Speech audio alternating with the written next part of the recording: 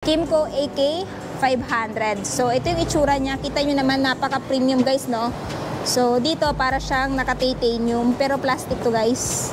Ayan, tapos matte black at saka mahabang wind visor for better aerodynamics. Yung nagustuhan ko din dito guys, meron siyang parang ano dito, foam.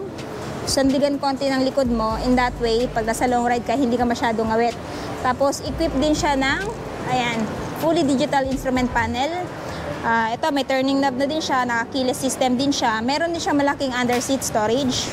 Tapos sa side view, ito yung itsura niya. This one guys is super touring. Ayan, expressway legal na din po itong scooter na to, no? So, ito ngayon guys, if ever bibilhin nyo, syempre meron siyang spot cash na 569,000 pesos. Pero kung gusto nyo ng installment, down payment is 162,250 at monthly sa 2 years na 20,816. At syempre sa 12 months naman na 42,714.